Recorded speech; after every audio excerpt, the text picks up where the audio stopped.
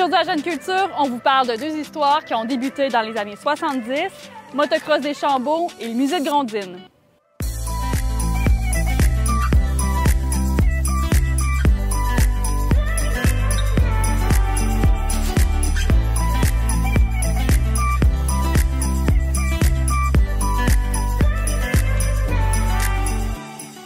Jacob Thibault est la relève d'une entreprise de motocross à Deschambault. On s'entend que c'est très niche comme projet, une entreprise familiale. Tu travailles maintenant avec ton frère depuis 2 ans ici, avec ton père.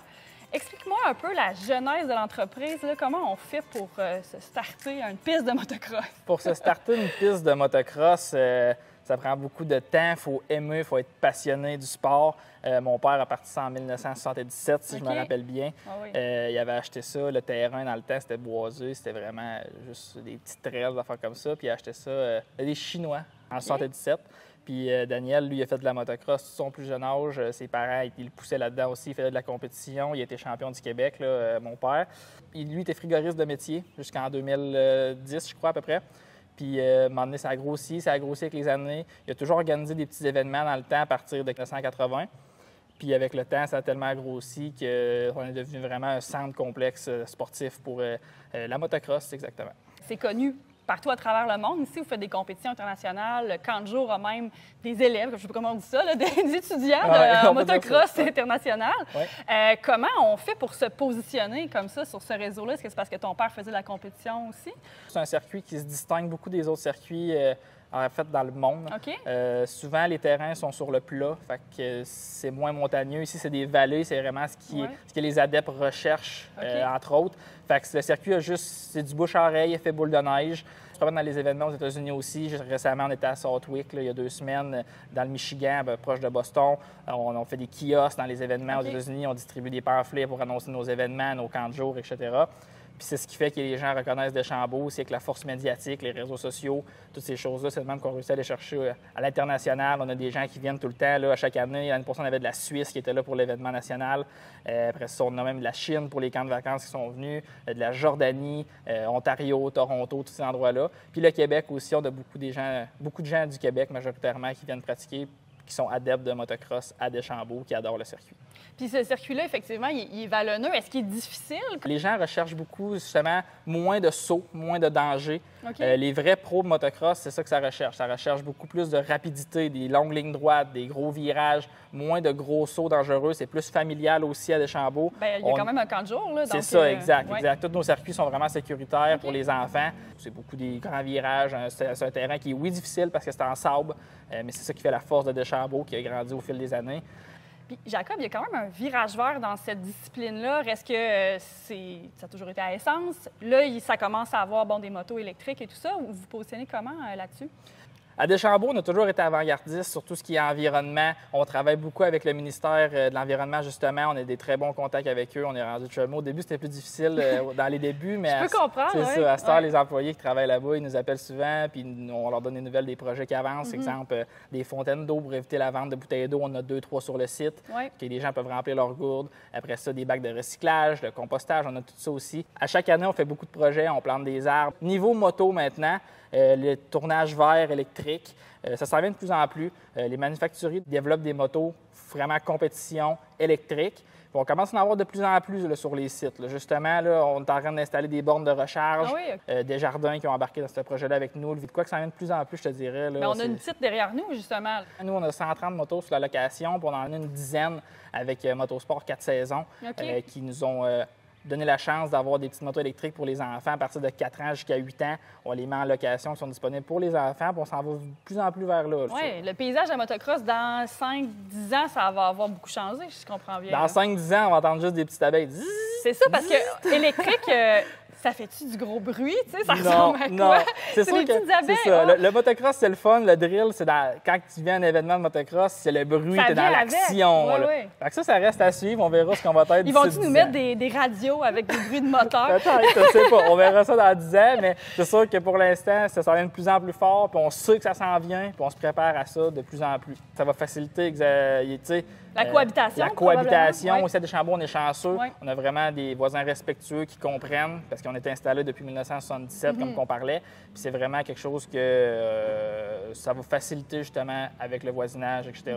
Pas rien qu'ici à Deschambault, mais pour toutes les autres choses, les autres sphères qui s'en viennent. Si on donne un exemple sur des pistes de drag, de drift, des choses comme ça, les voitures électriques qui est un gros tournant qui s'en vient, je pense que ça va vraiment avoir un tournant positif et un impact positif sur pour tout ce qui est moteur, en fait. Là. Vous vous positionnez chaque année avec un événement, une compétition, en fait.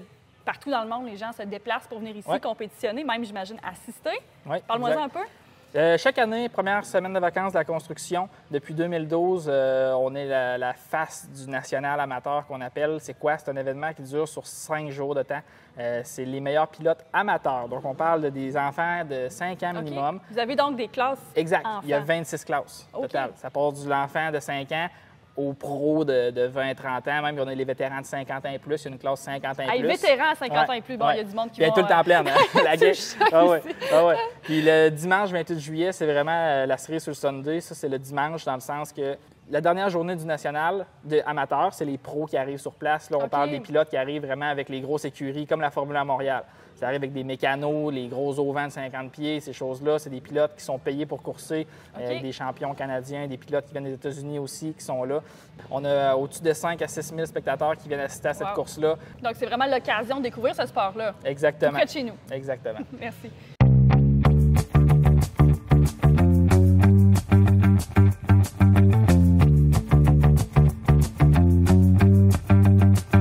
L'adoption de la politique d'intégration des arts à l'architecture et à l'environnement des bâtiments et les sites gouvernementaux et publics remonte à 1961.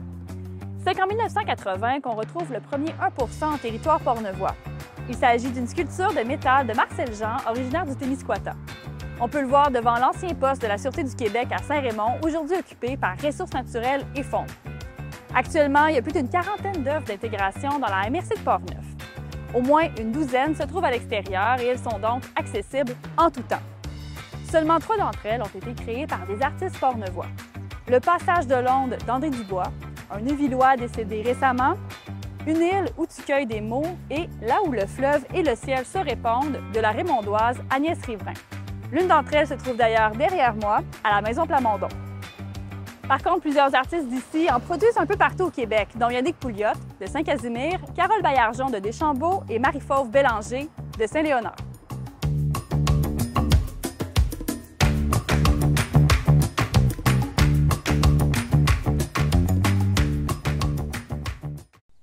Gilles Després, on se retrouve sur le bord du fleuve, juste à côté du Moulin de Grondines, pour parler d'un musée mythique dans l'imaginaire collectif, je dirais, de la MRC de Portneuf, le musée de Grondines.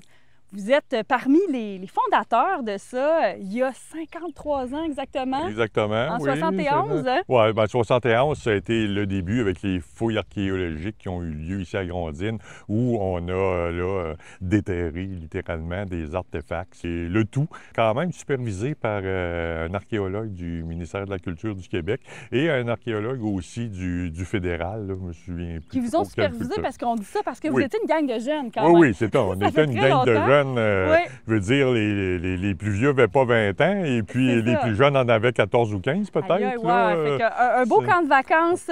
C'est ça, un camp de vacances qui quand même eu des retombées belles suites et des retombées pour la mise en valeur du patrimoine. C'est parti d'un programme fédéral qui s'appelait à l'époque Perspective Jeunesse. C'est un programme qui était destiné aux étudiants, autrement dit, pour créer des emplois d'été.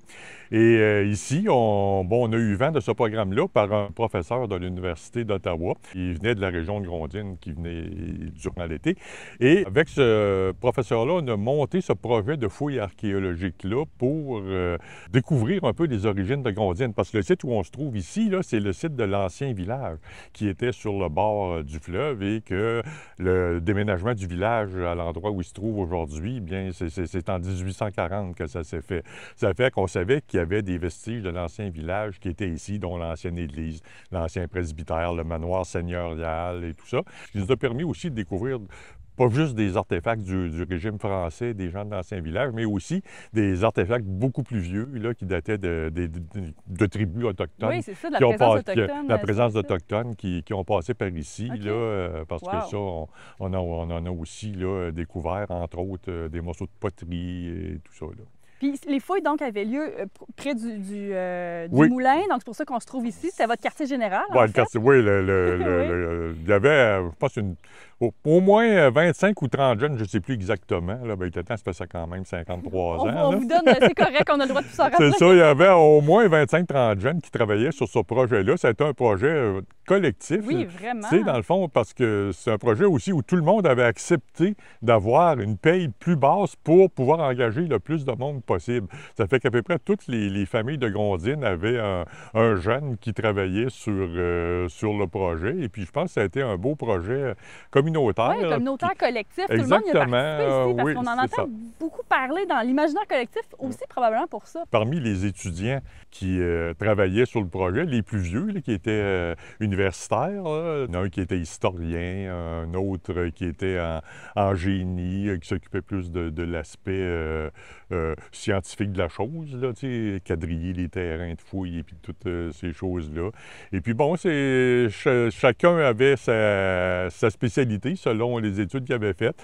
Le hasard a fait qu'il y a eu un ensemble de compétences qui ont été réunies, qui ont fait que ça a pu être mis en valeur de la bonne façon, si on veut. C'est ça. Puis ensuite, les artefacts, bon, après les fouilles, vous les avez rassemblés, vous avez créé le musée. Là, on a créé le musée. Ouais. Et là, le musée, donc, évidemment, ça met en valeur les artefacts, mais pas juste ça aussi. On avait plein de choses là-dedans. Oui, bien, c'était comme un centre culturel aussi. On organisait des expositions.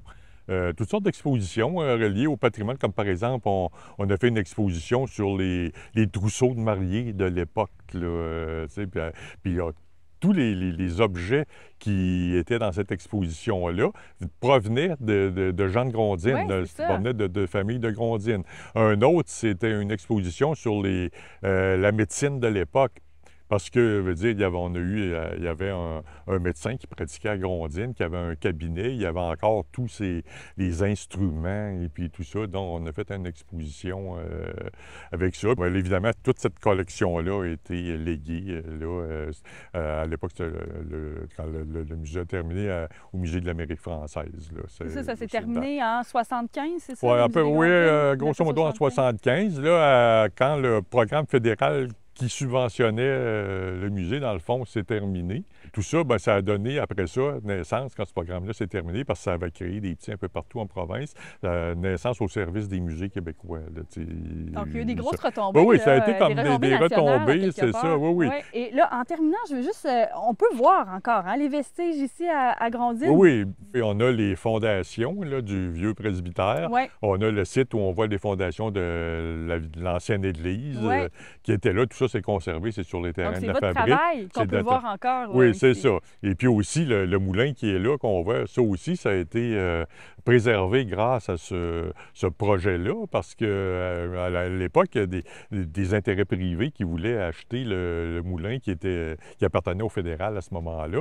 Et bon, de fil en aiguille, on a réussi à convaincre la municipalité de l'acquérir et puis de le mettre en valeur, finalement. Là. Ça fait que c'est resté dans le patrimoine collectif du Québec. C'est le plus vieux, d'ailleurs, moulin à vent du Québec. C'est sûr qu'il n'y a pas ses pales et tout, mais la structure date de 1672. Là, oui, puis l'apport de ce musée-là, mais aussi de tous ces jeunes qui ont contribué aux fouilles, aux recherches, a eu des impacts, oui, pour la région, mais aussi au niveau national. Merci beaucoup, Gilles. Bien, ça me fait plaisir, Jade.